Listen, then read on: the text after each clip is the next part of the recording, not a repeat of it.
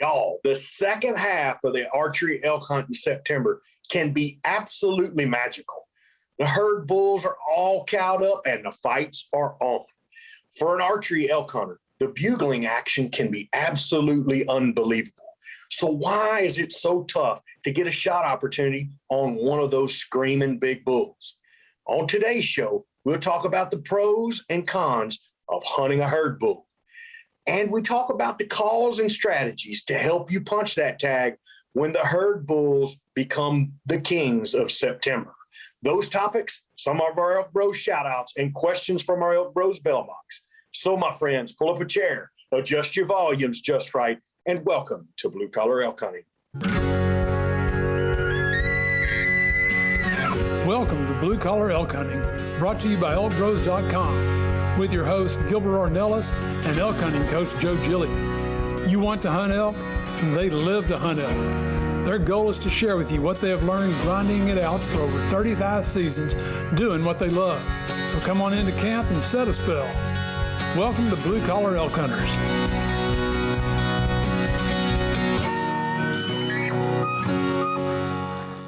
Hello there, everyone. If it's your first time with us, glad to have you. Hope you enjoy our show. And as always, those blue collar hunters following our show and grinding it out with us every week, welcome back to Elk Camp. I'm Gilbert Ornelas, the host of your show, coming to you from an undisclosed place in Oklahoma. That's right, Big O Show is on the road. And in Dallas, the DFW area, and Katy, Texas, we got the Venezuelan Mafia in the house. From Las Cruces, New Mexico, one of our Elk Bros and team captains, the man, the myth, the legend, Eric Aragon. And from Cuesta, New Mexico, the legend himself, R.C. Knox, is in the house. And from Cimarron, our elk hunting coaches are in the house. The ninja, Leroy Chavez, and WWJGD is in the house. What would Joe Gillia do? Guys, what is up, fellas? Full house. Everybody turn your mics on. What's up, boys? Your mics on, man. What's up, brothers? Yeah. Good to see you all. Eric, back, dude. Yeah. Everybody that's watching, we've got Gilbert's over playing ball in Oklahoma. You know, I mean, this is a phenomenal feat here, what we're looking at. You know, you got two guys from Cimarron. RC's in Cuesta, New Mexico. Manano's in Dallas, and you know how low-tech Dallas is over there. Yeah. And, Eric's all the way down in Las Cruces, Luis over in Katy. Oh, my gosh, man, this is amazing that we're able to put this together like this. That's all I'm saying. Yeah, it is. I mean, everybody's in the house and rocking and ready to go. The topics are going to be off the chart this show for sure, Joe. And I know you guys are just back from Colorado too, from where we're going to be getting it done this year, right? Yep. Yeah. Cole and I were up in Colorado. For all you people want to know what unit the Elk Bros are going to be in, we're going to be in 2 through 118 consecutively. So happy will travel. Oh man. And so we got to go up there, and what's so cool about it, you know, people ask about, you know, how we scout.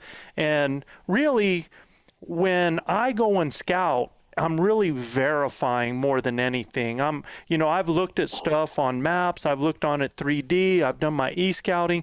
And until you get boots on the ground and get that perspective and tie in what you've been looking at with what is actually there, because let me tell you what, man, it so happened that the areas that I thought were going to be the hot ones were not. The areas that I thought were not were. So it was... Right. Yeah, and when you end up scratching off an area, you know that's part of your plan that's gone. So I had to actually then, you know, develop other plans. So between Cole and myself, I think between all of us, we probably covered 6 or 7 different units in 3 days, man. And wow, yeah. So and Cole's videos had some really nice. The area looks really nice for you guys. It looks like they're getting a lot of water, so and I think you're going to have some good feed. You know what was weird about that, Eric, was you could be on the north side of a highway and there was good water, on the south side there wasn't. I mean, it was interesting how that was. So, you know, Cole was taking off from there. He was heading up to Utah for the Rocky Mountain Elk Federation World Calling Championships up there. And the boy was in it today, represented huge. Yeah. I mean, Yeah, he did. jumped into the pro division, you know? Yeah. Yeah, and he went over there, and I could have sworn I could have sworn I saw him go over there and tell Corey, you know, Corey, I know you wanted me first round, bud, but you're gonna it's gonna You're gonna have to wait. yeah. No, he did awesome. He really did. He won his first round 4-1 real decisively. And Cole they ranked these guys, and he was ranked 17th out of the competitors, and he had to go up against number 3 in the second round. And he lost in the second round 2-3. And Wow. it was close. It was tight. So for his first competition, you know, and just going in, jumping in with the big dogs, you know, for you guys listening, it's that aggressiveness that has made him successful, you know. Sure. And you'll hear us preach about that kind of stuff all the time. So Joe, can you tell our listeners where they can listen to Cole? I think yeah. So go on to YouTube, go to the Rocky Mountain Elk Federation YouTube channel, and you can watch all of the calling for every round of it, man. They streamed it live. In fact, you can probably go there for the second round. Well, you guys are hearing this a week later, so it ain't going to be happening, man. So go that's true. to the channel and watch it there. So yeah. It's pretty friggin' cool, man. Pretty awesome. Well, it should be archived where they can watch it, Joe. Oh yeah, it'll be on there. Mm-hmm. Yeah. Yep. So you know, if you want to see guys that are working on calling for competitions, there's a lot you can pick up for there because they label everything, man. They're like, okay, we want to hear a cow estrus call. We want to hear a bull bark. We want to hear now a cow bark. So, you know, a lot of people look at it and go, that bull bark sounds like that cow bark, you know? But, yeah. So I also heard there was a new grunt tube introduced to those people out there. So Cole had the Elk Bro soloist, man. He had the Elk Bro soloist on stage calling with it.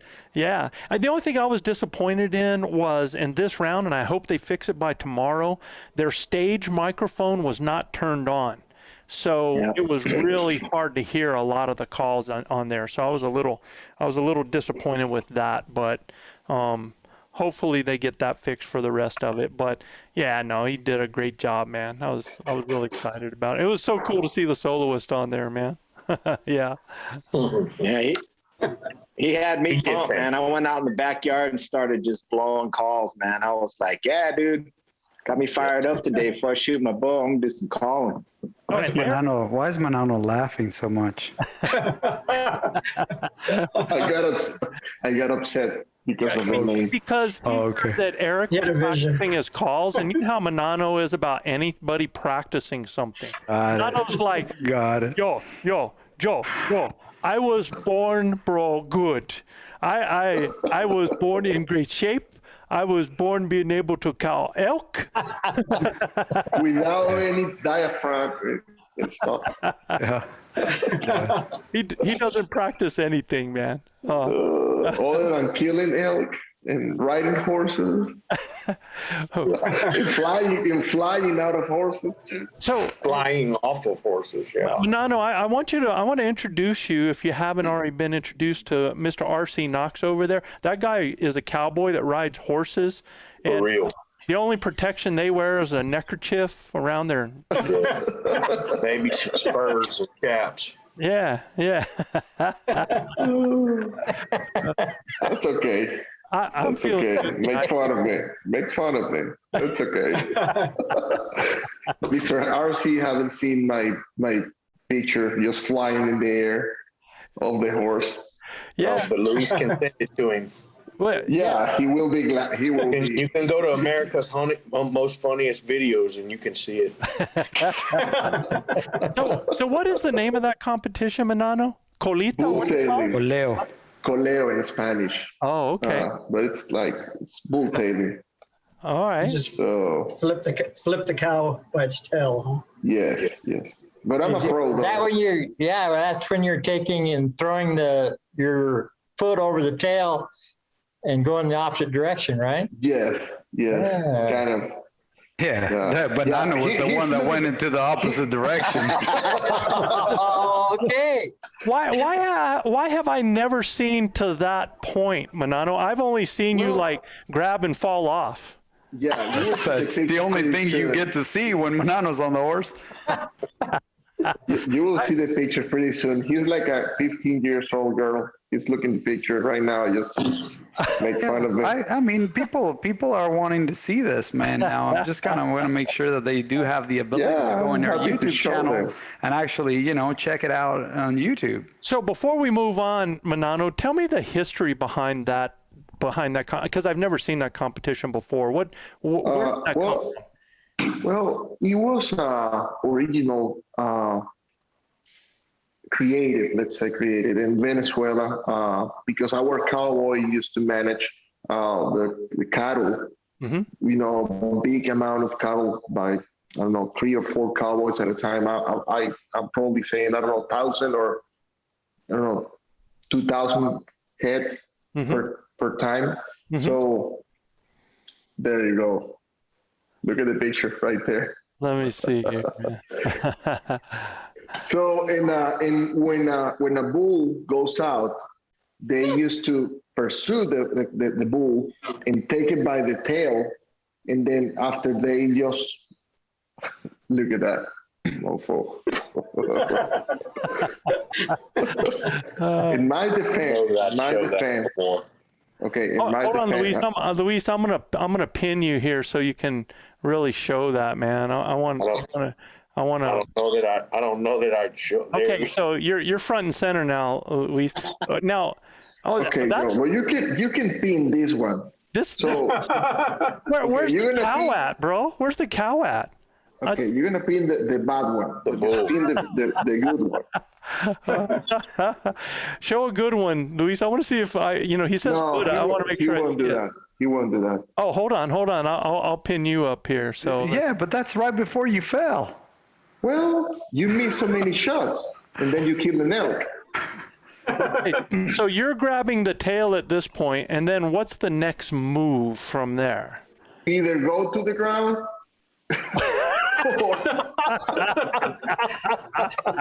But I don't, I rode horses all my life, son, and I'm gonna tell you right now, the object is to stay on the bastard, not not to yes, get I thrown know off. that, but it's horrible. It's hard, brother.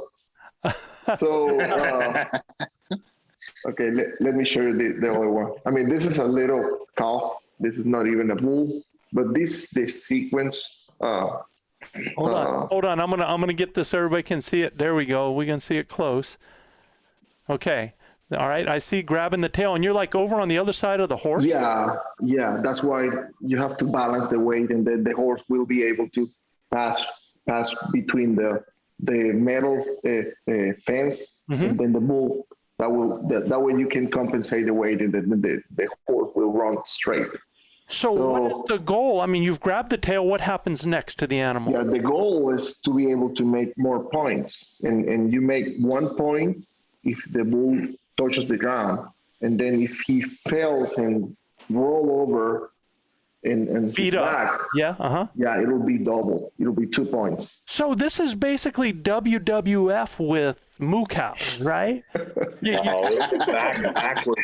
It is backward bulldogging. You're trying to put the suplex on them. You're trying to. Yeah, here's another one. All right, hold on, man. Let me see that. Oh, it's afterward. Oh, okay. Manano, did you still get the negative point if the bull doesn't fall? No. Yeah, So they go from the back. Real cowboys go from the front. So Beto, I want to see you riding my horse, and then we can I'll ride that horse like I so stole him. the SPCA hasn't come after y'all, man. For I won't even start that, dude. I'm sorry, man. I shouldn't even gone. No, we actually, it's a good point, Joe. We are trying to create the National Association of Coleo here in U.S., so that's cool. a big point.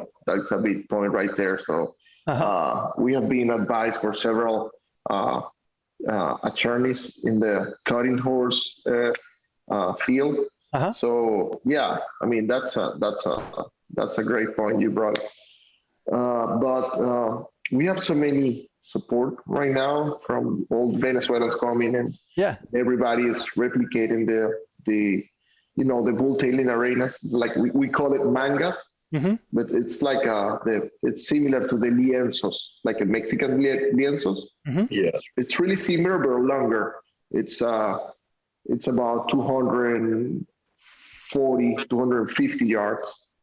The whole arena, it's just straight. So 240 and by 15 or 14 yards. Oh, wow. Narrow. So yeah, just it's really narrow. Bro, just I'm watching that. Y'all didn't have any rope in Venezuela? Yeah, but can you imagine roping 500, 1,000 head? It's you have to bull tail all of them. It's easier. Giving you a hard time, man. I mean, all that stuff is trying to grab the tail on the other side of the horse, man. I don't know. I've seen RC with a rope, and it kind of works a little better. So he will do great. Awesome. Let's rock this, Gilbert.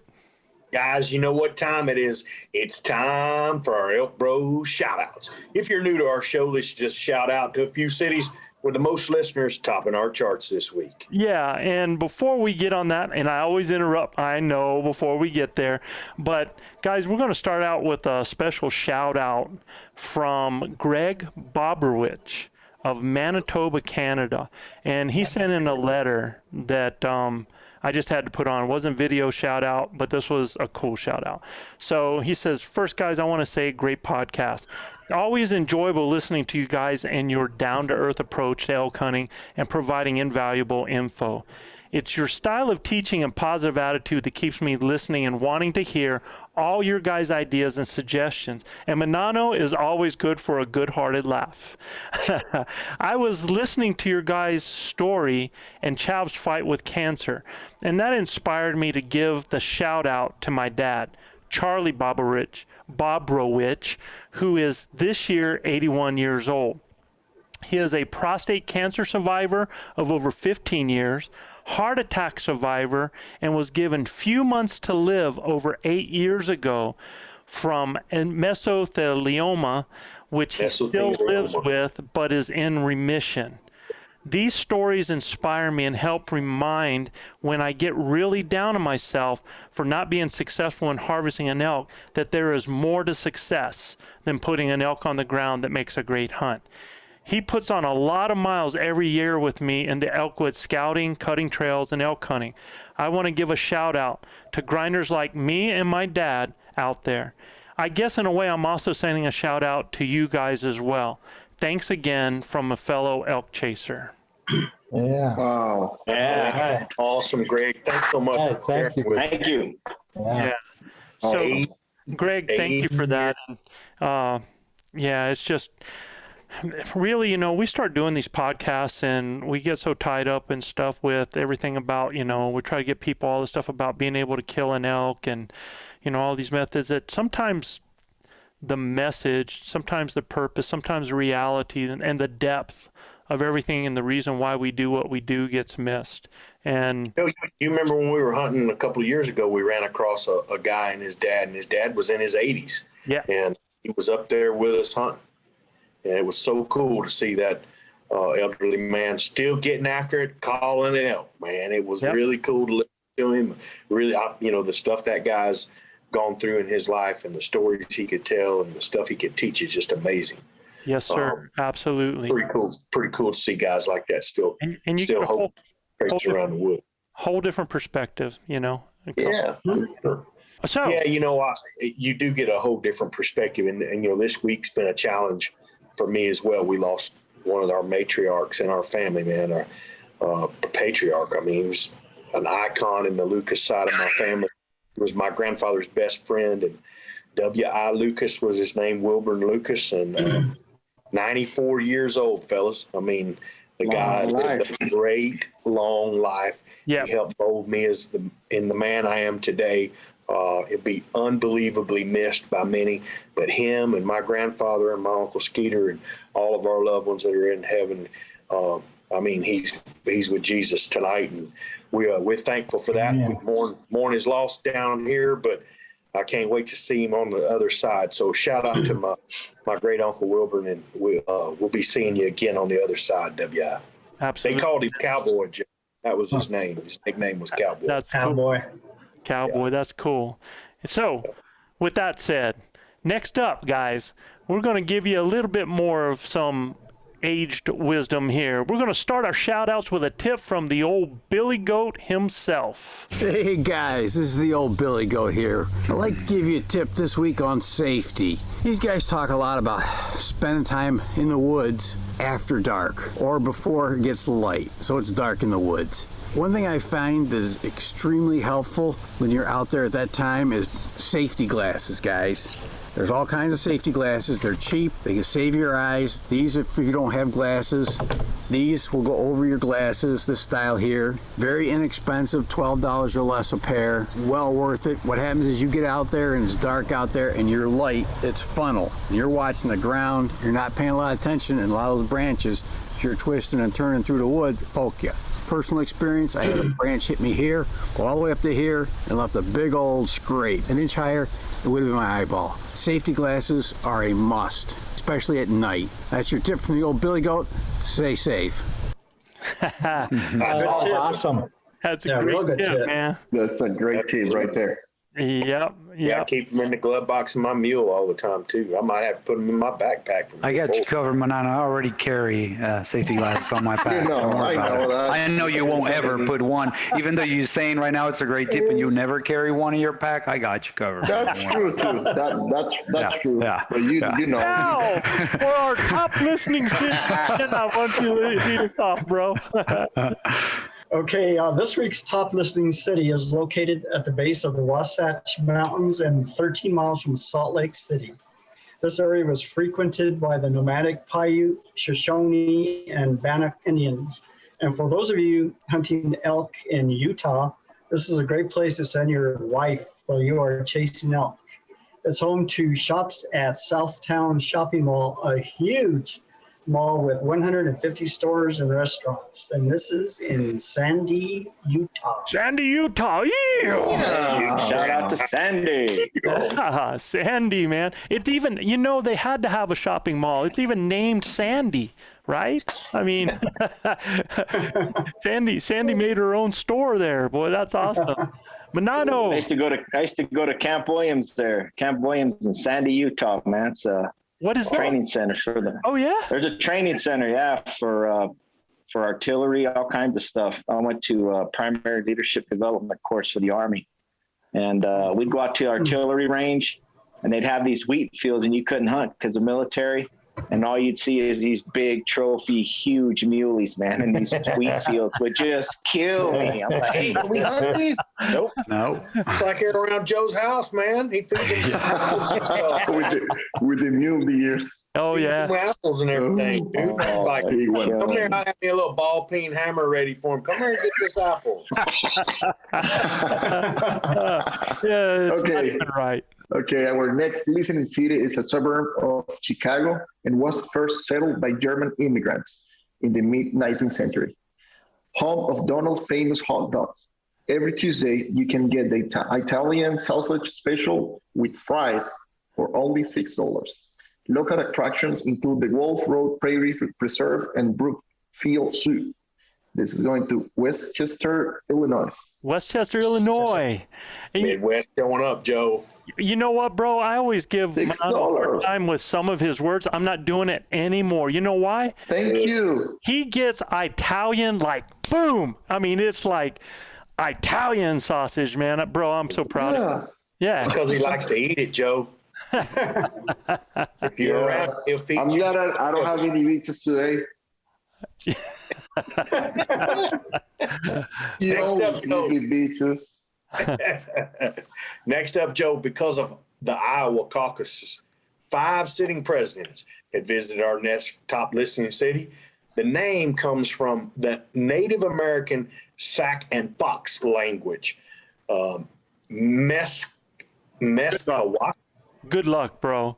Meskwaki. So the English translation refers to the Appaloosa Rapids of the nearby Des Moines River and tumbling waters in Ottumwa, Iowa. Iowa. Cool. Yeah, that is one name I have heard, Ottumwa. I've heard Ottumwa a ton of times. So. Midwest brothers are showing out, Joe. Yeah. Yeah, the Midwest is just kicking. I mean, we're rocking with the next one because this city is nestled in the rolling hills of east central Ohio, where the Tuscarawas and the Walhanding rivers forming the Muskingum River, also nicknamed Crowshockton and Crowtown because of the tens of thousands crows that fly to the area every year. It is also the birthplace of the specialty advertising industry, latex-coated gloves, and March of Dimes, among many other industries, in Coshocton, Ohio. Coshocton, Ohio. Look, I went through all those names like I knew what I was doing, but I have no clue if I hit any of them. No, you nailed it, Joe. Oh, man. I was like, do not slow down because the tongue is going to give up at one point. Eric, you got to follow, man. Let's see how you do. Oh, this is going to be awesome. This is a great town in southwest Colorado, and it's known for its hot springs. So you can go elk hunting, and then you can get a hot soak the same day, which is a nice way to clean yourself off. But it's surrounded by some real rugged mountains known as the San Juan Mountains, and it's got national forests that are known for great elk hunting. Its trout-laden San Juan River flows to this city, and nearby Wolf Creek is a huge ski attraction. So I want to give a big Elk Bro shout out to Pagosa Springs, Colorado, and I'll see you all there next Tuesday. Yep. Tuesday, I'll be up there next Tuesday. Yeah. Oh, look at that. Sure am. Yeah. Yep. There's a place, I think it's called Rita's, but they got a pizza joint over there that is dynamite. So there's a barbecue place right there on the main highway too. Remember, Chav, that big barbecue place we went there was just out. It was it's across from the hospital. I don't remember the name, but it was good. Yeah, it was really good, man. But Pagosa Springs is just awesome. Are you going to go soak, man? No soaking. It's all work. But I wish. All right. Well, let's jump into the topic for tonight, guys. And I want everybody to know that tonight's topic was inspired by a question from our listener, Brady Bull. I mentioned his name last week, of Corpus Christi, Texas. Number one, dang, with that name, man. I mean, all I got was Joe. This guy's like Brady Bull. That's the coolest thing. So what I'm going to do is, Brady sent in some scenarios that were part of a question, and he starts out with a question. So I'm going to read these out, and then what we're going to do is we're going to talk about the pros and cons of hunting herd bulls, some calls and strategies, and then we're going to revisit and work out his scenarios, okay? So we got to make sure that we know that we're going to do that. So this gives you a chance to hear the scenario, and as we talk about things about hunting herd bulls, then maybe even you guys that are listening could work out how you would have handled them, okay? He sends in his letter, he says, I have some questions about specific events that occurred last year at the end of September and how I could have handled it better. The questions revolve around the big 7x7 that got away several times. What would you guys have done in these scenarios? In the first encounter, and he gives us 3 encounters, we saw this bull from across a canyon the morning prior. We took all day to hike it down, pack another spike camp, and then ascend 2,000 feet to his level. God bless you guys. We got there about 2 hours before dark and immediately found him and 8 cows. He was constantly bugling and hooking his cows. I made an approach, sliding across a barren hillside above them to play the wind, and made it to 80 yards before he decided to then take them to water that we didn't know was there. Then I slipped in behind them and dogged them for about half a mile at 60 yards, but just could never get a clear shot. There were always cows between him and us. So question one in this scenario is, what sound could I have made in this situation that wouldn't sound odd, being that they just passed through the area and I was behind the cows to get this bull in? So that's his first question. Second encounter. We camped very close to where, and this is the next time, we camped very close to where we initially saw him. We could hear that 7x7 bugling all night long, only a quarter mile away. We had no intentions on covering ground that morning, so we slept until about 30 minutes before daylight because we were just going to make a short play on the 7x7 again in the same area. Just before daylight, we heard rocks falling from a slide about 300 yards from our camp opposite of the 7x7. I shot up and got ready and made my way up to a little canyon to see a big 5x5 following a cow and a calf. As soon as I was in position, I signaled to my partner and he started cow calling. The 5x5 started my way and began bugling in response to both our cow calling and the 7x7 bugling. The 5x5 was undecided on which direction to go, and I was too far below him to get right between the bulls at that time. I pulled a huge rookie mistake and got anxious as he fell into a dip and out of sight.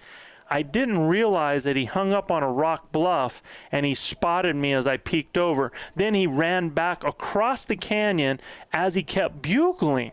What I didn't know at the time was the big 7x7 had actually come to confront the 5x5 and had just accidentally dropped off at my exact elevation. I was still watching the 5x5 and the tree behind me in a very thick cover when the tree behind me in very thick cover started shaking. The 7x7 was 25 yards from me and started walking directly at me because I was between him and the other bull. I drew back and waited. The bull walked to 10 yards behind a huge low-growing pine. He stopped so that I could only see his daggum nose and his fronts, and then decided to turn back around and go up the hill into fresh, young, thick aspens. I realized that he got to where he saw the other bull and realized that that bull was no longer a threat, being that the 5x5 was now going away. And even though the 7x7 never busted me, that was the end of the encounter. So his reaction then led me to my decision for the third encounter. Now, guys, I want you to remember that really huge right there in that last part, because I really want to talk about that. So I thought the 7x7 bull would react to confrontation because of how he reacted to the 5x5. So on the third encounter with him, we never saw the 7x7 the rest of the day. We're not trying to push the area as it was early in the hunt. So the next morning we decided to leave camp at daylight and still hunt until we got to some water about a mile away. Almost to the water, I let out a couple of cow calls. Nothing. After a few minutes, I did a small bugle to see if I could get a response from the water. Boom, the 7x7 sounded off about a quarter mile above us. He had an extremely raspy bugle that I still remember. We had to fall back and let the wind switch as it did every day. And then after an hour, we moved up the hill and began to find their trail and fresh sign. We ascended another 600 feet and knew we were close. I had already decided I was going to challenge him just like that 5x5 did the day before. Well, once we got up high, we got to a little knoll and the elk had just dropped off below us. Two of his cows were in thick brush, and doggone if we saw them the same time that they saw us 60 yards below and left. They busted out and began trotting away, so I took a risk and immediately threw out a challenge bugle as if I was a bull coming in and startled the cows. The 7x7 responded on cue, but I guess the sound I made was a roundup because instead of coming at me, he took his herd and moved quickly into some aspens about a half mile away, and then they stayed there the rest of the day. what would you have done in these scenarios? So we have a lot of information there. It's going to give us something to really, as we talk about this, it's going to give us a way to go back and then talk about those scenarios, because I think a lot of guys end up in some of these situations just like this. So before we get into really talking about hunting herd bulls or hunting around herd bulls or trying to get an elk when there are herd bulls, I want to give everybody some behavioral information to make sure that you have this as a base. Number one, remember, it's the cows that choose the bull to breed, not the other way around. And this is something a lot of people don't know. A lot of people think when there's a herd bull that is the only dude that is breeding the cows. Not the case, right? Nope. They're going to be bred by several bulls. Several bulls, and depending on how many mature bulls are in the area, I mean, it could be up to 4 or more bulls, and that's why all those bulls are screaming around there, because they are still setting a pecking order who's next in line, man, and trying to impress that cow to allow them to breed her. Okay. Another point, it's the cows, the lead cow mostly, that determines where and when they go. The bull can rush it, he can hook them, he can push them, he can prod them, just like cowboys behind a herd do the same thing, but it is going to be that cow that is going to determine where they go, okay?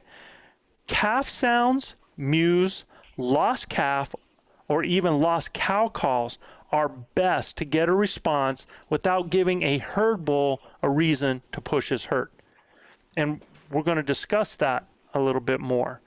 Herd bulls are going to respond to bugles with either a fight or flight response, right? That's right. And that's going to depend on proximity and placement. Remember those 2 P's, proximity and placement, because that's another thing that we want to talk about there. Guys, how can we tell? First of all, if we have a bull that answers out there, we hear a bull bugle, what are some of the ways that we can know if a herd bull, or if it is a herd bull with cows? What are some of the things that give that away?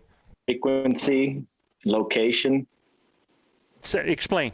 Yeah, so maybe, I mean, you can be listening to him bugle from one same spot, but it's the frequency of his bugle. So, you know, if maybe he's got a cow that's barely starting to come into estrus, you'll be hearing them a little bit more frequently, stay in the area, the time of day, if you know they're heading up to a bed in area location, things like that. Or you could have one that's, you know, he's defending, he's got a cow that's, you know, they're real close, but that frequency, and you can hear the herd around him there. If he's going off a lot and really being aggressive with other bulls around him, then that's a pretty good idea.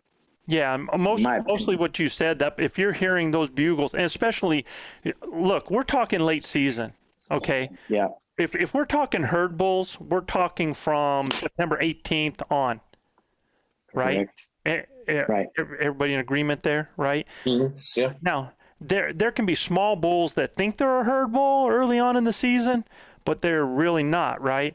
And so these guys, when you start getting on a bull after the 18th and he's bugling from a park and he's really cranking, you can pretty much tell that's a herd bull right there, just like you said. Now, the only problem, Eric, that especially Joe, when he's bugling at other bugles. Yeah. If you're close enough, you'll hear the glunking too. Yeah, that's a great point. You'll hear him glunking a bunch. If you're close enough to hear any glunking, you know that bull has cows. Yes. Yeah. Absolutely, right? And I think glunking is something that a lot of people don't do enough of out there. It's something that is easy to do, and I don't think a lot of people do it. RC, what would you say? I mean, because everybody knows that one of the toughest bulls to call in is a herd bull. Yes. Why? Because he's content. Well, he's got his cows and he's probably got a satellite or 2 right there with him. And he hates to leave because the satellites are going to move in. And he's just, you know, why would you leave it? Yeah, he's trying to protect what he's got. He's trying to protect what he's got, right? Right. Absolutely. They're trying to conserve energy probably too. In the process, that's right. And also, I guess and again, if you're starting to use bugles to bring him in, he may take the route of, I don't want to confront. I want to push the cows away. 100%. Go away. Right. You got to call his cows to you. Yeah. No, and I think Chav brought up a point that a lot of people overlook too, is that these mature herd bulls are masters at trying to conserve energy. Because I can tell you this, from early September until the end of September, they're going to lose about 200 pounds in body weight just from being run ragged trying to keep other bulls away from their cows, man. Yeah. I mean, Kind of like Beto before elk season. Run ragged. Just run ragged. freaking. Absolutely. Run ragged. I mean, he's looking good. Beto's looking good. I saw him in Dallas, Go down man. elk hunting to catch a break.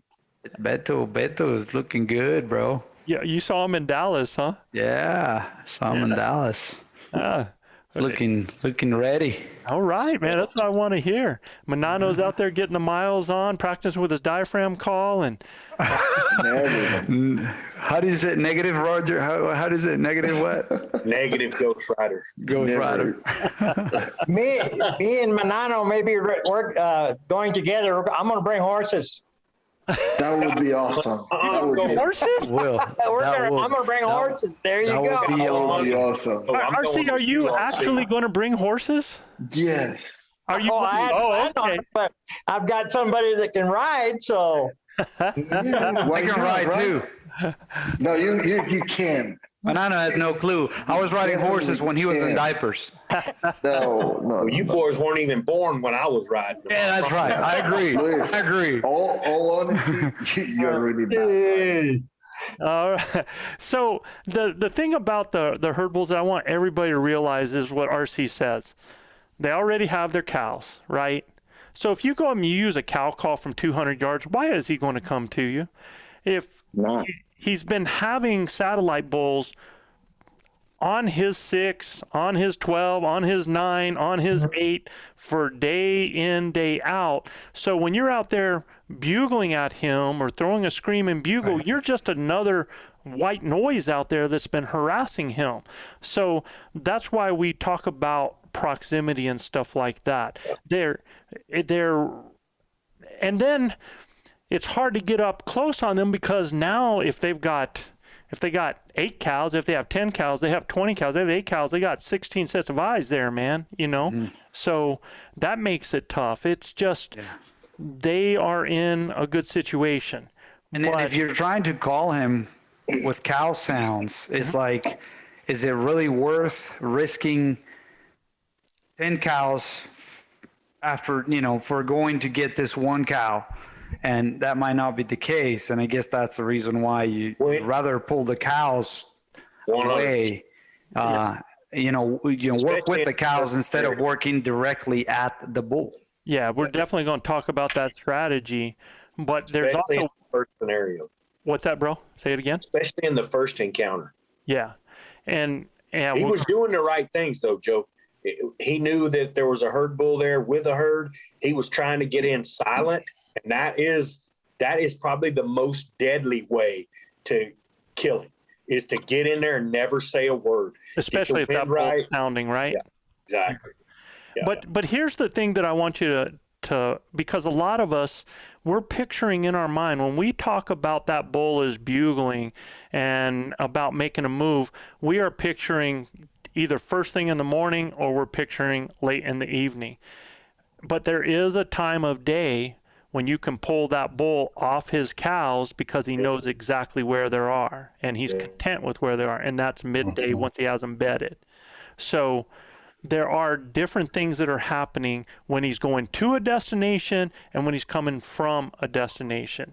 So, like, for example, one thing that I want everybody to understand is that when a bull is in the morning, when those cows are going to bed, they're going. But in the evening, it's a lot more of a meander before they get down to that part. It takes them, they're not moving as fast to get there. Have you found that, RC, or am I wrong with that? No, you're perfectly right. And I was going to make the comment. I've called some herd bulls in by not necessarily calling him, but calling his cows, calling like a lost calf. Yep. Or something like that, and the cows are go bananas, and here they come. And if you can call them cows in, guess what? Here he's going to come too. Yes. And if you can get between him and the cows. Yeah. So you guys have already jumped ahead on me to strategies, man. We were like already. Sorry. But you're absolutely right. You keep poking it, man. We're just going to, we're going to keep bringing it on. But and the reason I don't want to give the strategies right away is I got you. I want us to make sure people understand, and so that they can actually develop their own strategies from this. So what are the elk behaviors that we can take advantage of when it comes to a herd bull? In other words, and guys, let's not just talk about a herd bull. Let's broaden that, like Gilbert just did, to cows and even satellites. Grinders tuning in, thank you for listening to the Blue Collar Elk Hunting Podcast. Our goal is to share our knowledge and help you flatten that learning curve so that you too can have some of the very same incredible experiences that have given all of us here at Elk Bros a lifetime of memories. If you like what you hear or see, you can get all of this information plus so much more from our Base Camp Elk Hunting Training Camp, the first in a series of online courses from our Blue Collar Elk Academy. Our Base Camp Training Camp allows me to use my coaching style and share almost 40 years of elk hunting experiences successfully hunting elk on public lands, as well as over 20 years guiding hunters of all ages and experience levels. This course will be like nothing you have ever experienced in concept and structure, using success-based coaching techniques that will elevate your confidence and skill sets. Our camp will prepare you specifically from that final moment most in your control, those final minutes or seconds the elk is in front of you, backwards through each step and level, allowing you to see, visualize, understand, and relate every coaching point to what lies ahead, the next step, the next thought process, the next success. Because y'all, you've already been there. You know what it looks like. By tapping my 30 years of teaching and coaching experience, our camps are developed considering multiple learning modes with text, visuals, audio, as well as video. And Base Camp will benefit those new to elk hunting all the way to the 10 to 15 year vet. So if you are looking for that one thing to help you fill that tag this year, invest in the most important piece of equipment there is, you and your elk hunting knowledge. You can find the Blue Collar Elk Hunting Academy and the Base Camp Training Camp at ElkBros.com. That's ElkBros.com. Keep dreaming of the screaming, believing in achieving, and most of all, keep grinding. What are elk behaviors that we as hunters can take advantage of during, with a herd bull or with his cows or with those satellites? I'll give you an example.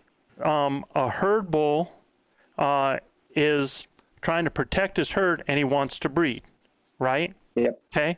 Is there something we can do to take advantage of that? So we just got to keep that in idea, because a lot of times another thing he does is he has to constantly be displaying to his cows, because remember, the cows determine who they're going to breed with. So he has to constantly be displaying to them that, hey, who's the daddy? I am here. So he's raking trees, he's running around, he's following them.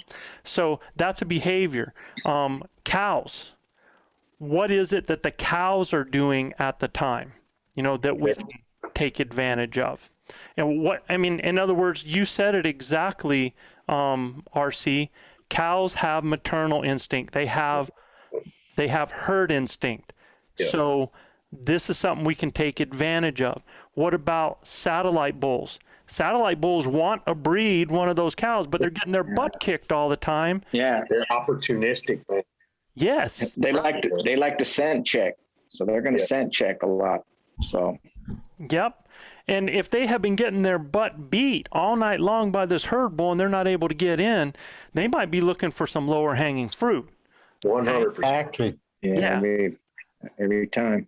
So this is what I'm talking about, behaviors that we can take advantage of. And that's how you develop your strategies. That's how you know how to find the weakness. Like the behavior of that bull, because he has to demonstrate to those cows, is he's sounding off all the time. He's sounding off. He's sounding off. So as a hunter, that allows us at least to place him to do what Gilbert said. He's making all the noise. We can shut up and we can get inside there. Right? Okay.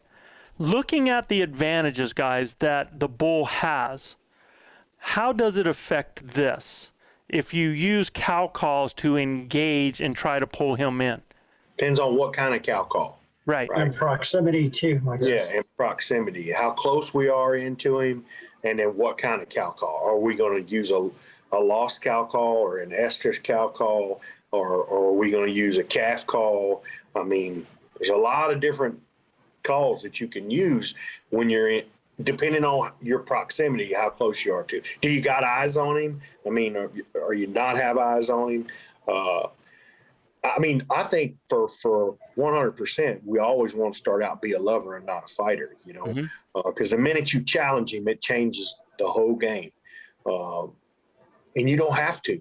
I mean, if you got eyes on him, and this obviously in his first encounter, he had eyes on him. You know, he was seeing.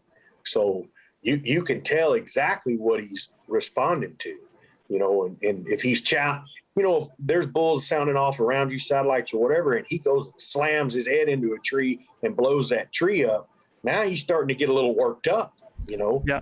So everything that you do should be predicated off what you're seeing and hearing. Okay, you know? so let's take this example.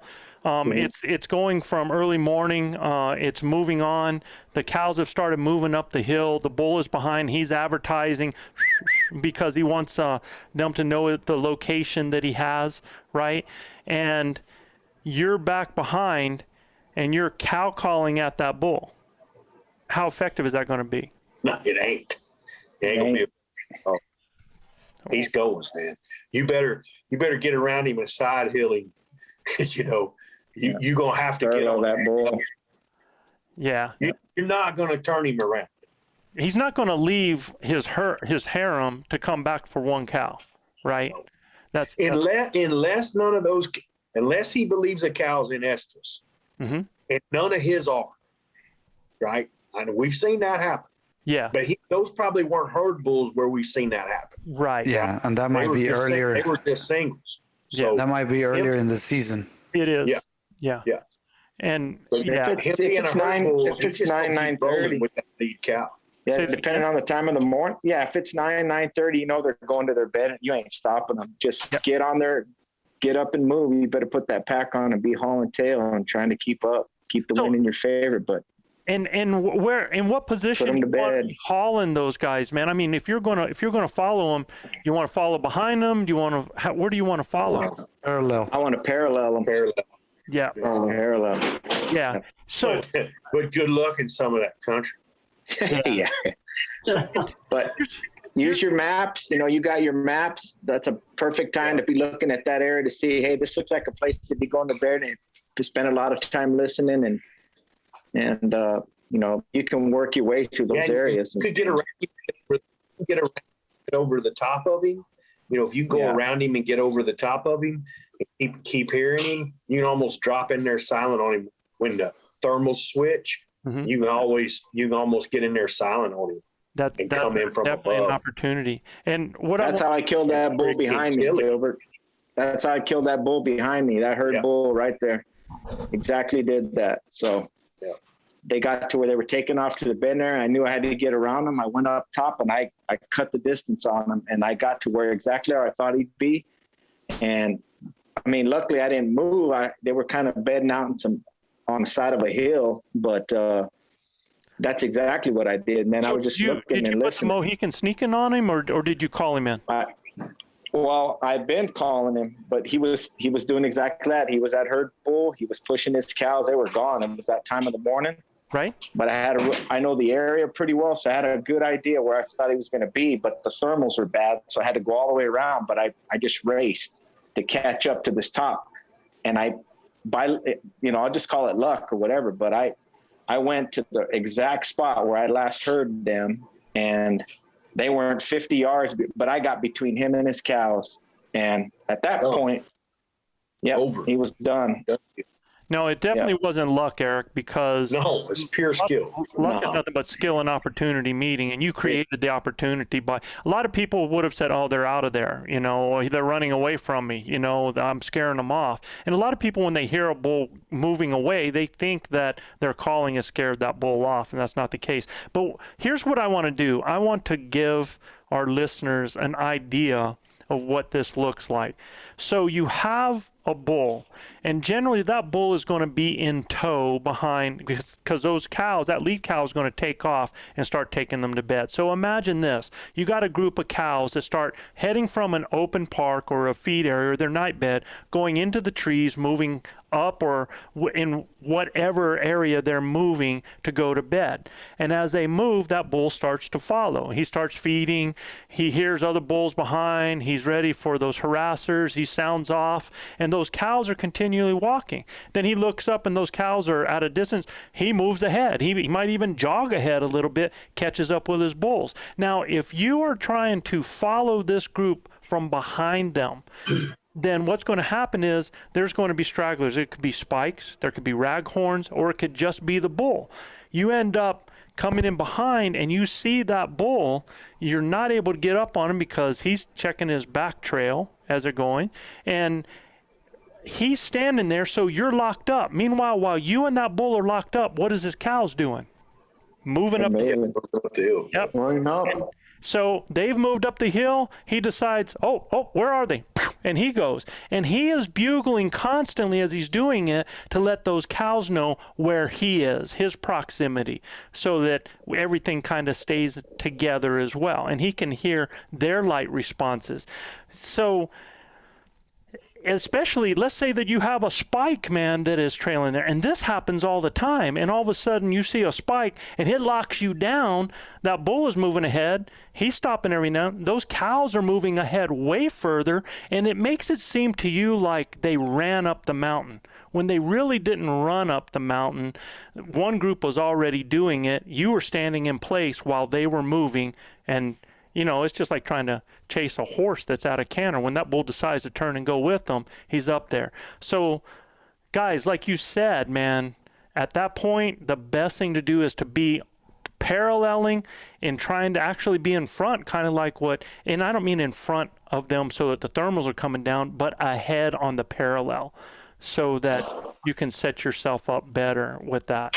So I want people to understand how those animals are moving up and why being behind is putting you behind the 8-ball. How much are location bugles or any bull noises from 100 and 200 yards away going to help you on that bull moving up? I just think the more bull sounds you make to him, just going to make him want to go further and keep pushing. You know, I think you don't need to make any bull sounds.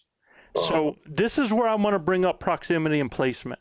If they're not on the move and you've caught them early enough in the morning, and you're able to get in his bubble, I mean, then you can do it. And at that point, if you make a bull noise, if you do a challenge bugle, you're going to have one or two things happen. He's either going to run off or he's going to come fight you. Exactly. And you can do, before you even make a big bull noise, you can start raking a tree and do a little bit of panting, some glunking, and then see what happens. So Gilbert, what you just said is huge right there, man. Yes. And okay, right. So let me paint the picture though. Let's say that you are out in front with the herd bull in between you and his herd, and you're going to make a bull noise like a glunk or something like that, or even a bugle. Now let's take it the other way. Let's take you and flip-flop you on the backside or on one of the sides of the herd with that bull over here, now doing a glunk or a pant or a rake. If you're in front and the bull's between you and the herd, how hard is it for him to turn and push? Easy. Super easy. Yeah. If you're on his side or on the other side, it's very hard for him to do that. Yeah, because he's going to split his herd when he turns them. man, if he hears you on the other side and you're glunking, you're panning, what does that tell that bull? There's another bull He's coming. playing for his cows. Yes, sir. Absolutely. So if you guys had a harem and you guys were standing over there on the front in your front chair, man, and all of a sudden you heard a guy going, oh, baby over there. And, oh, what are you going to do? Huh? Manano, you don't have to answer that, bro. Attaboy. Manano, you going to let anybody mess with your harem, man? Oh no, man! I'm gonna let you be. He's following Joe. Yeah. Joe says. I'm just going to ask Joe. Just say. I'm going to tell That's it. Joe how far away he is. But I'm telling you, if you get in close proximity and you start making some breeding noises, that guy he has to put up or shut up at that point. Yeah. Yeah. Okay. Yeah, and All don't right. be surprised. We're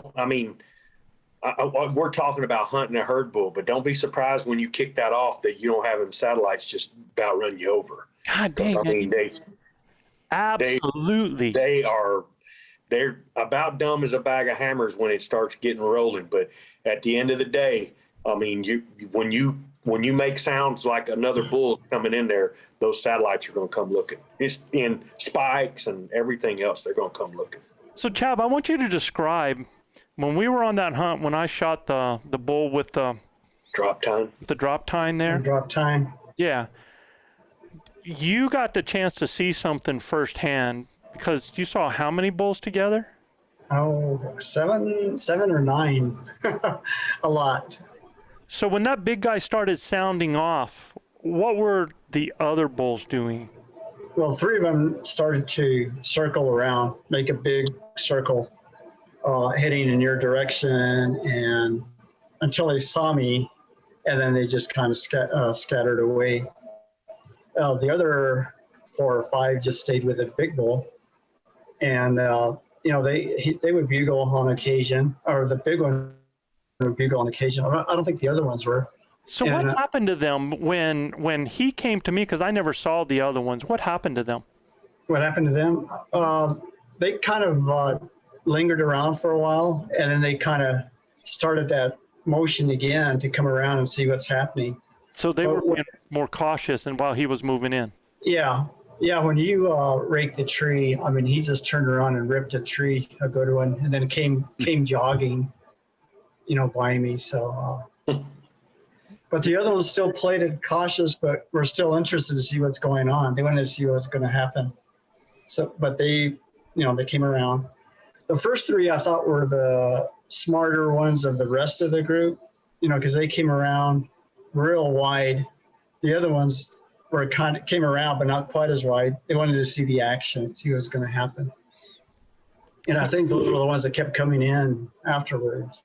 Because after I killed the bull, there was a little bit of a time gap between, when you and I got together.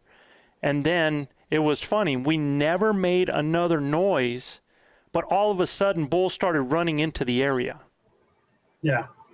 So it was like... Every time we turn around, here comes a different bull. Yeah. Silently. Yeah. Yeah. So those satellite bulls are out there lingering, and man, I tell you, like Gilbert said, just because you have a herd bull doesn't mean you have to kill the herd bull. You're going to have opportunities at some great satellite bulls. Be ready. Yeah. Be ready when you're making those opportunities. Be ready, man, because they will waltz right in there unannounced, and they'll be standing in your wheelhouse when you turn to look. I mean, and they are so good at coming in silent and not making a sound. Especially when you got the wind right and everything else. It's uncanny how they'll slip in there on you. I've had them walk up 50 yards behind me. Everybody's looking in the wrong direction. So pretty cool. So I was dumb in my early hunting, where that's all I wanted to kill was herd bulls, and I would call in these satellites and close 10, 12 yards, and I was passing them up, and then I was going home empty-handed because I couldn't kill this herd bull. Like, I've gotten waste now. It's like if it's in missile range, it's dead. I don't care if it's got horns or not. It don't matter. I got to put meat in that freezer, buddy. Yeah, Me, bro. I'm an equal opportunity elk harvester. So I'm going to Yeah. unleash the Kraken. I'm going to let you guys talk about the techniques or what you think or the ways to be able to kill a herd bull now. So let's rock. What's some of those ways that you were talking about? Silent assassin, baby. That, In there. That would be my. You never know you're Yeah. there. If you can get between him and the cows and do it silently, Yeah. you never have to say a word. I know there's no point in being silent when you smell like perfume a mile out, man. Look, Chav and I've done it several times, man. Just don't have to say anything. We had to pique their interest a little bit and make a few little cow sounds to get them to come back. They knew something wasn't right, but we got right in there in the mix of giant, big old herd of elk. And, it wasn't a herd bull, but it was a satellite bull. And there were 7, 8 of them, all together, and some bigger ones and some smaller ones. But we didn't give a dadgum about how big they were. We just needed one of them to get dumb, and they finally did, but you got to be patient. You can't patient and have real good wind. And then for me, the silent deal's better on a bigger bull like that if you can get in between him and cows. Yeah, if you're going to kill a herd bull, sometimes letting him sound off. If you see a herd bull that's raking, Yeah. That's a great opportunity to move in on. And I'm talking about that early in the year too, Joe. Mhm. When they're not so fired up. You get him around that second, third week of September, even closer to the first week in October, and that's a horse of a different color. Yeah. So RC, you mentioned one way of pulling the cows to you, right? So Right. using calf calls to do that? Yeah, just a lost calf and different cow calls. Yep. I think that one of the things that in his scenario on his second encounter, he said he drew and he had him within 10 yards. And I'm going, well, does he need to, move? You've got to, you got to create your shot. If he's got a He was head walking to him. He and needs shoulder, move to where you got that better shot. If he may have been too thick a timber. I don't know. But Sounded like he was frontal and not made any attempt to stop him with a little cow call. You right. could have got him at 10, 12 yards frontal. Well, I tell you what, I always go back to Jeremiah Johnson on this one, because in the end, he says that he let the bull walk off. He let him walk off because the bull realized that the 5x5 was now going away. So the threat was gone. I don't understand why he still didn't try to act like another small bull in the area. Yep. Yep. Because I go back to Jeremiah Johnson when he's trying to shoot that elk on the mountain. He's walking behind the horse and he's like, well, he's going to see my legs. And he's like, well, elk can't count. So They don't know how many legs you got. yeah. So it's not like that. It's not like that bull would have known there's not another bull in there. If there was a 5x5 bugling that brought him in the first time, I'd have definitely gone to it, trying to bring him in again.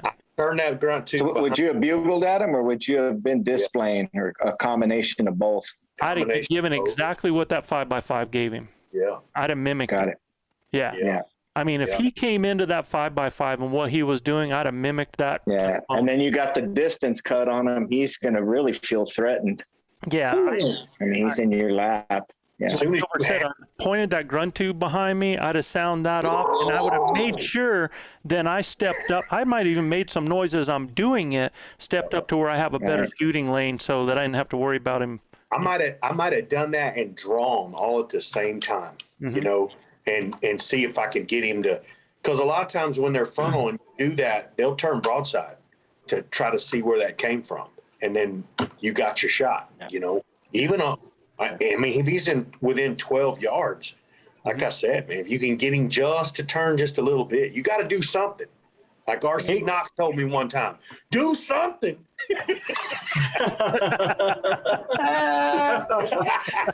They're going to eat us. Oh, that's hilarious. That, and on his first encounter, when he said, you know, I could never get to him because the cows were between him and me. That was, yeah. At that point, I'm definitely throwing out some glunks. Yeah. And, Yeah. you know, I'm telling him, buddy, I'm on the tail end grabbing one of these girls. So, Yeah. yeah. I would have definitely done something to stand my ground as a bull, letting him know, like, I've got a line in the sand. I'm between you and your cows. I'm putting him on the defensive. I don't want him on the offensive with me trying to tell me what to do. I'd be cutting him off. I would just, it'd be fight time. Yeah. So I wouldn't be walking away. Look at, he says that, you know, he was at 60 yards, but he could not get a shot at the bull because the cows were between them. So yeah, that's where I'm popping a few glunks. I'm doing a little moans and groan again. Raking a tree if you can't see. The whole nine. Yeah. I'll give him credit. He's persistent, staying on that thing, covering 2,000 feet of territory, getting on those 3 times. You know, it's, you know, he's going to have some success. It's just building that knowledge gap that we all go through and cutting down on those things. And I wouldn't be surprised if he's successful this year. Well, and especially what learns here. I want to tell you this too, Brady. You had 3 opportunities at it. I'm so aggressive, I might have only ended up with 1 opportunity because either it would have been made, right? Yeah. So, you know, who's to say I'm just that aggressive? But I would definitely, I always try to treat a situation like it's the last time I'm going to have that opportunity. We might have blew the 7x7 up, Joe, but that 5x5 would have been dead as hell. Absolutely, man. It's been elk meat, I tell you that. Yep. So then, the whole thing too is just a step or 2 difference. He may have gotten that 7x7. Yeah. You know, because he put himself in position, and that's hard to do. When he was 7, he says he was 25 yards from me and started walking directly at me because I was between the bulls. As soon as he's, like I said, you got to do something when he's closing the distance on you. Number one, you got to draw, and then you got to get him stopped, you know. And then once you get him stopped, you run once you stop him with a hard cow call or bull bark or something like that, he's going to make a decision. And he'll stop, and then if he's going to start again, he's either going to turn one way or the other, or he's going to keep walking. So that's where I think you're being at full draw is a problem, though. I mean, you might be able to hold it for as long as it's going to take. Some people might have a difficulty doing that. True. You know? So I mean, well, if I've made my mind up, I'm going to shoot him frontal. I'm going to draw anyway. Right. If I want him to turn, I'm probably going to wait for him to turn and then stop him. As you're drawing. Yeah.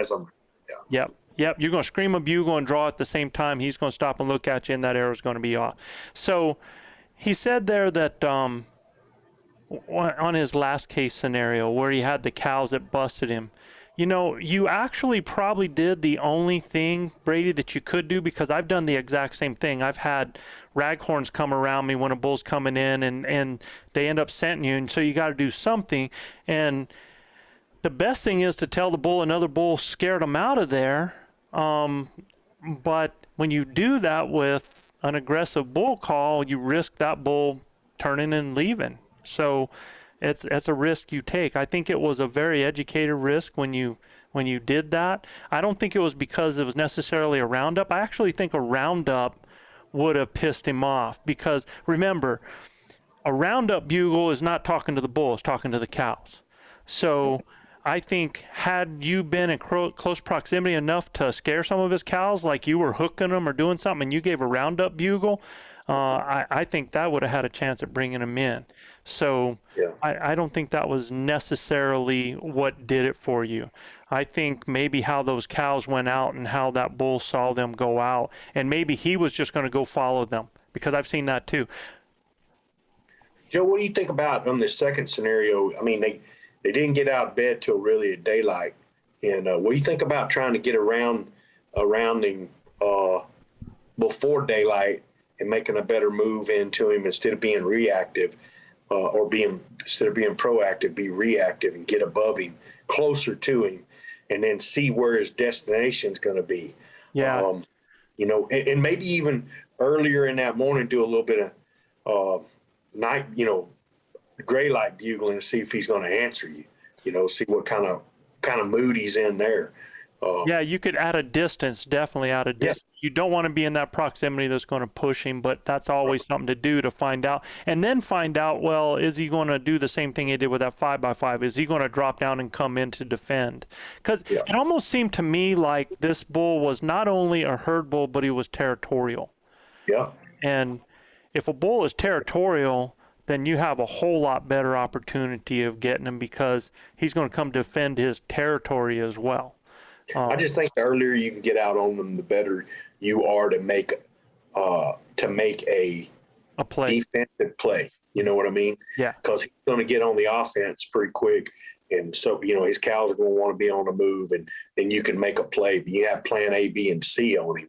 You know, and know if he's going to drop off with him, or if he's going to, you know, if he's coming up to a destination, get above him, be waiting on him. I don't know. Like I said. I think the guy did a really good job. Like Eric said, I think he did a really good job. He just needs a few more tools in his belt, and he's killing that bull. Yeah, he was definitely working hard. It had nothing to do with his persistence and his willingness to work. So that's right. But I want you guys to you guys listening to remember that when you have a herd bull that's sounding off, unless you are just dead set against shooting anything but that herd bull, it is a great opportunity to get a satellite bull. And I will tell you, some of those satellite bulls can be bigger than the herd bull. Yeah. Most definitely. Yeah. Shoot, I've seen some big old 5x5s that were herd bulls and had 6s and 7x7s with him, and they couldn't touch him. You know, we killed one of them. I mean, he whooped everything in the daggum valley. You know. Yeah. Well, I watched a 5x5 last year. I watched a 5x5. There was convergence happening to water in an evening. And this 5x5 would have another herd bull coming with his cows. He would go up into the trees and come down with those cows. Then another bull would come cows, man. He'd go off into the trees and come down with those cows. He started out with 20 cows, ended up with something like 100 cows, man. Wow. And you should have seen the bulls coming out of the trees. This guy, he was an old 5x5. Yeah. And he was actually in decline, but he knew how to friggin' put it on them, man. And these other bulls were big 6s, huge big 6s, and he was taking the cows. So those guys ended up being satellite bulls. So, yeah, don't think that satellite bulls mean you're hunting spikes. All right. For sure. Yep. I think we gave something there. I don't know, like as far as calling strategies when you're solo, I think we pretty much talked about that. And even with the partner, I think with the partner, if you're going to put the Mohican sneaking on him, the only thing a partner can do is basically maybe occupy him every now and then at a distance and get him to sound off, get him pissed off to rake or something like that. That's a possibility there. But I think too, it depends on if that bull, Joe, is like, if you've got him answering you, I think it depends. If you've been cow calling at him and he's starting to get aggressive, and maybe because he's telling you to do something, he's saying, get your butt over here, and you're not doing it. Well, you're going to have to make a move on that bull, because he's going to take off. He's going to get tired of playing that game with you. So you can start just really getting aggressive and depending on a terrain again, but you could use that setup either solo or with a guy where you can, just sit there and whine at him and, covering that distance real quick on him. He'll know you're there, but he's asking you for a reaction. He's telling you to do something. It's going to be hard. Make your own party, Yeah. You got your own. Exactly. Yeah.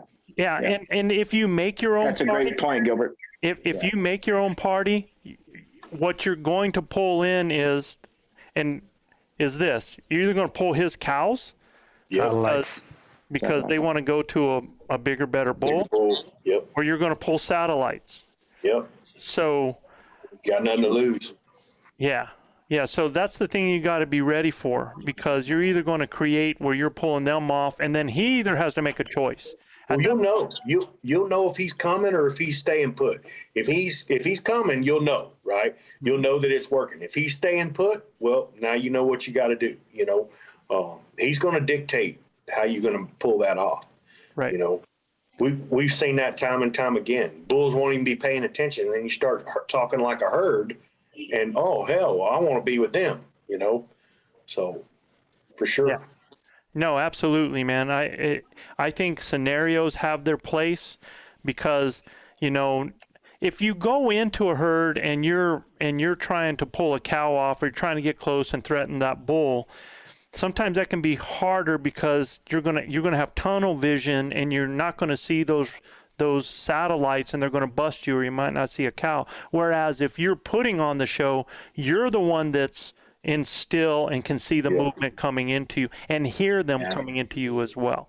So yeah, if you don't know what scenarios we're talking about like that, that's basically, we've done it as a group. You can do it with a single person, but you're making those, you're making cow noises, where it's kind of herd talk, and then you're going to do some of those breeding noises. You're going to do a bull that is wanting to breed a cow, and so you're going to hear the huffs, the glunks, the pants, the grunts, and then sometimes to throw in a little bit of a lost calf or a lost cow that's away from that group, sometimes can help that as well. So that's how you killed Luis's bull. Mm-hmm. Put on about a 30-minute opera up there. Like 45. Yeah. Yeah. Yeah. Got to have patience, man. Paciencia, right? For sure. Guys, go ahead, Gilbert. No, I said for sure. Okay. Got to have patience. Anything else on herd bulls before we go to the mailbox? As an elk hunter, I was the same way, Joe, when I first started out. R.C. Knox, I drove him nuts. You know, we wanted to kill a big bull. I don't know if it was necessarily needed to be a herd bull, but I had an idea of what I wanted to kill. And, you know, we got that done. And now, guys, I just enjoy hunting all elk. It don't matter, you know what. They're such a majestic creature and each one of them are so hard to hunt in their own right. When you get the opportunity as an archer, as a bow hunter, you just aren't going to get tons of opportunities, man. You're going to blow up a lot of things because the wind's going to whip your tail, and you know they're smart. They stay alive in the woods. You know, everything out there is trying to eat them. You know, Their job, including us, their jobs are to stay alive. You know, and to keep their little ones alive and everything. So don't get hung up on kill a herd bull, not killing one of them satellites, man. It's fulfilling. I promise you guys, you know, if you've never killed a bull, don't turn your nose up at one of them older satellite bulls, because I'm telling you, they're just as wary as them old herd bulls, and it's extremely gratifying to get it done with a bow. All of them are trophies. The smallest bull I ever killed is a trophy. And I was talking to the Hunt Wars guys today, and, you know, I was like, man, I'm telling you, fellas, if we come out of this season having to do a shoot off, I'm coming after all of them, man. Because I was like, you know, do not pass a bull. RC, you taught me this a long time ago. Do not pass a bull on day one that you're going to shoot on day 7. You know, because you might not have that opportunity again. I think one to choke me out. I promise you. What's that, RC? I think one of the things that that's good about all of this is that you got a toolbox, and we're filling it up full of different scenarios, different things that, you know, he took off. Well, pull something out of your toolbox and think about what else would you do now? What would I do next, rather than say, oh, it's over. You know, we've got a toolbox full of different ideals and calls and ways to get that herd bull if you're determined. And like this guy here, he had three different chances. That's awesome. Yeah, Nano's got a tiny little purse.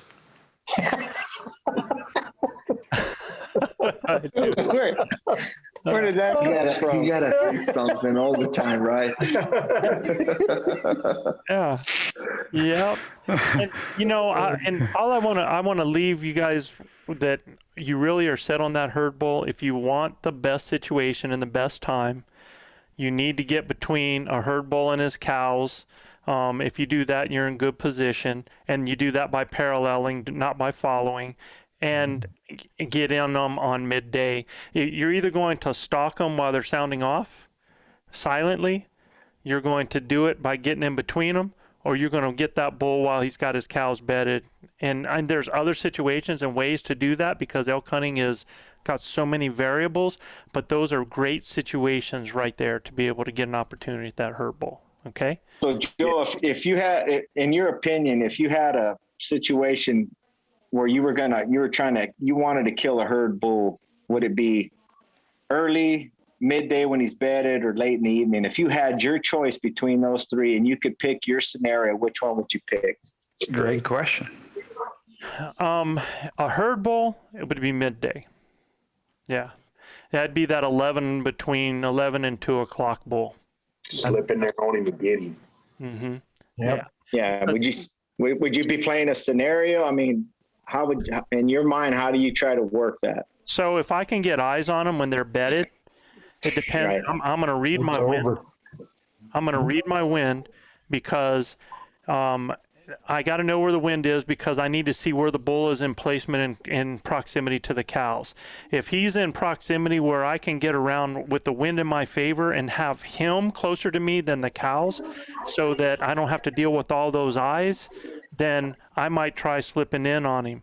If I see that's a situation where they're in the, they do that circle where eyes are everywhere. Yeah. You've seen that circle, right? If I see that, I'm backing off and I'm finding the best setup situation using the terrain or using the vegetation, and I'm putting on a scenario, man. I'm gonna make him come look for the other guy that has a hot cow. So I'm gonna get him to stand up and come to me. And if it probably use a lot of wrecking on the tree. I'll start out with some cow noises. I'll introduce some low guttural bull stuff. I love the glunks. I'll do some raking, and then I'm going to shut up and listen for him coming in. And here's the thing. If he doesn't come in that first 20 minutes or he doesn't come in that 30 minutes, big deal. He's going to be there for 6 hours. Mm-hmm. Give it some time.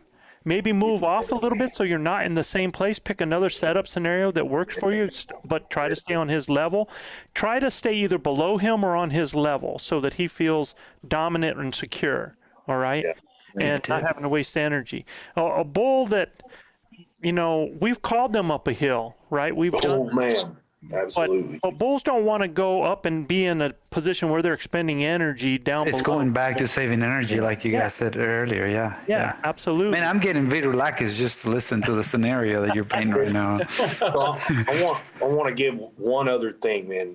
We talk about what calls to use in a situation like that, of calling a herd bull, and not because he's got his own podcast or his own app out there, but Paul Medell, yes sir, he will show you the calls to use in certain scenarios where you got a bull hung up or you got a herd bull you're calling to, and he is one of the best at setting up scenarios and teaching you where to use your calls and what type to use. If you guys don't know, it's called the Elk Nut app, and I mean, I've learned so much just listening to his logic about elk talk, right? And what herd bulls want to do and how they want to talk. So, if y'all can, with this 3 scenarios, I think if he would go and listen to Paul Medell and how to make those sounds, it'll help him a lot, Yep. And know what sounds to make in those scenarios. And if he's got a soloist with him, that's quality. And look, I mean, even our base camp, Joe, I mean, if he'll go to base camp and check that out, that'll help him as well. Yeah, I give videos of all the different sounds and the calls, and And what I try to do, it's like when I was talking to my guys today, and I call them my guys, the Hunt Wars competitors. They're all my team right now, and I just want all of them to be so successful. But you know, when I'm talking to them about stuff like that, I want to give them and make them understand that if they can do a basic cow call and they can do a basic bugle, then they really can do any call. Heck yeah. And it's really, I mean, we take it for granted sometimes, but it's really, the hardest part is learning just that volume, air control, and tongue pressure. Once you have that, then it's easy to add the, it's easy to add the voice and the, like that. Yeah. So, you know, it's not hard for you guys. I mean, the hardest part is, it's like anything. It's like if you're going to become a distance runner, the hardest part is that early part, trying to get your body used to running distance. You know, if you're going to be a weightlifter, it's like trying to get over that hump to getting in there. So, you know, it's like anything. Once you get so that diaphragm is comfortable. I mean, RC, you've gone back to using the diaphragm. Chav's been using one. And Nano, I think you're sneakily working on one, aren't you, man? Back there, you're just not letting it. I got a surprise for you guys. All right. Oh, yeah. Yeah. Uh-huh. It won't be a surprise. I bought a hoochie mama. No. Man. Oh, man. Oh, gosh. Here I thought I was going to say, yeah. At least that's better than what I expected. I expected like a speaker with some sort of recording to it that he was going to carry around. Just turn his phone on. That would be a good He's talking idea. to his wife, and then push the button for that. That's right. Yeah, put it on speaker. That would be a good idea. Yep. It's an efficient idea. All right, guys, let's go to the mailbox so we can do this. Chav. Okay, this is from Tim in Canada. He says, "Hey guys, love listening, man. I'm on episode 119 about fighting elk. My question is, have you noticed a correlation between other animals and birds in locating elk? Like crow are calling or squirrels chattering. When I am fly fishing, I am watching the bugs flying in the air. I look to see where the eagles are perched in the trees. Know what I mean? Have you noticed anything like that? Or opposite, if the crows are calling, there are no elk, for example. Or similarly, if you see bear tracks, you won't see elk tracks, for example. Cheers, Tim." What have you noticed, Chav? Well, I noticed that the chipmunks sometimes tell you that there's something around. Or birds just flying up in the air. Of course, it could be a predator too, not necessarily an elk. But I have noticed that. Anybody else? Yeah, I mean, squirrels will let you know. We do a lot of deer hunting here in Texas, and when a squirrel pipes out, there's one of three things: either you got a predator coming in your area, or deer walking around. Same thing with elk. I've heard them sound off, and you know that something's approaching. So yeah, I mean, it's a really good correlation for you to be on your toes and listening to all the sounds that the little chipmunks make, and you'll hear them. They'll bark at you as you're walking through the woods. Yeah. Of course, you guys all have been out there where it's real quiet and you're listening and you can't hear no squirrels or nothing, and all of a sudden you hear this thump, thump, thump, thump. Oh my gosh, he's coming! I can hear him. He's coming! And it's a stupid squirrel in the tree throwing his pine cones on the ground. Yeah. And I'll give you something that most people don't think of, but I can remember early on when I used to ride a horse while I was elk hunting, is that if you watch that horse's head, that horse will see and hear. Way before you do. Yep. Sure. Yeah, absolutely. So a horse can be and for some reason, elk do not respond to people on horseback like they do a person walking. It's a whole different deal. So as long as you can stay on the horse, right? Yeah, falling off, it's a pain in the butt. Yes, yeah. There's no colita to grab on those elk, man. That's right. It's all right. We'll just get a bull tail and we'll just hand it to him and have him hold on to Yeah, it. we're He'll gonna be all have right. a couple of horses, and then they wanna walk. They Give want you a to bull tail to be a rider's whip. All right, You know, one of the things I have heard, Joe, is those crows will be your lead finders when you got a downed elk and you've given him some time to go in there and expire. You listen for those birds because they'll be sounding off around that elk carcass for sure. They like to congregate around that. Buzzards as well. yeah. Buzzards too. If you end up not being able, you're not able to find an animal. You just wait a little bit and let those birds get on them because those We birds. found my bull last year. Yep, absolutely. We used buzzards last year, wasn't it? Yeah, buzzards. Because buzzard can smell those molecules of that decaying flesh miles in the air, man. So Yes, they can. they'll tell you. But those crows, it really only takes about 4 or 5 hours for those birds to find a critter and be on them and just listen because they fight Yeah, they each do other. it for a living. Yeah, they start cackling and stuff. Cool. Yeah. Awesome. You betcha. Guys, another fantastic episode. Always cool to get the lowdown from the showdown. I mean, you got Joe Gillia telling you how to kill these herd bulls. The one and only R.C. Knox sharing us with dropping his wisdom on us. I mean, these guys have killed more herd bulls than we'll ever look at in our lives. So if you only knew the number that R.C. Knox has seen in his life, it'll stagger you. So if you guys like what we're doing, please subscribe, rate, and review. You got to go to Apple Podcast or iTunes to review us. And you can check out more elk hunting content at ElkBros.com. And just a reminder, if any of our listeners would like their questions answered on our show, just send your questions to info@elkbros.com. That's INFO at elkbros.com. And like we say down here in Texas, but I'm in Oklahoma tonight, husbands, kiss your wives, wives, kiss your husbands, hug your babies, keep your broad head sharp and your powder dry, and we'll see you next week right here on Blue Collar Elk Hunting. Yeah, and everybody, we're going to close the show out with music from our buddy Tony Wintrip. Look, we've been trying to introduce you to him. If you like what you're hearing, go to BullDownProductions.com. All one word, BullDownProductions.com. Go buy you a CD. Show Tony some love, man. Peace, everybody. Peace. The man on top of the world didn't fall there. He knew how to earn his keep with a wall there.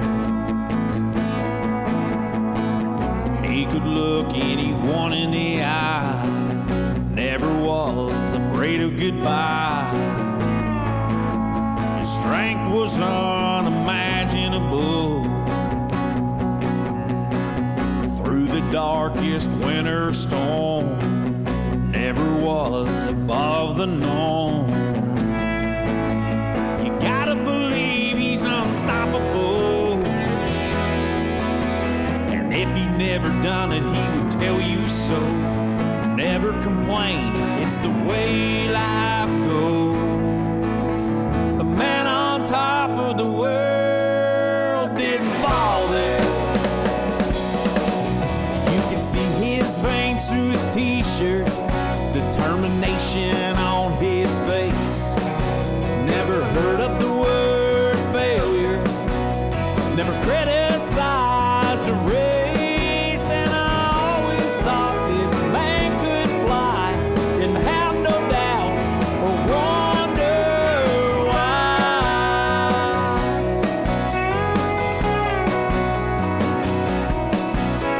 And I know he will never crash and burn. He set the tone, that's how I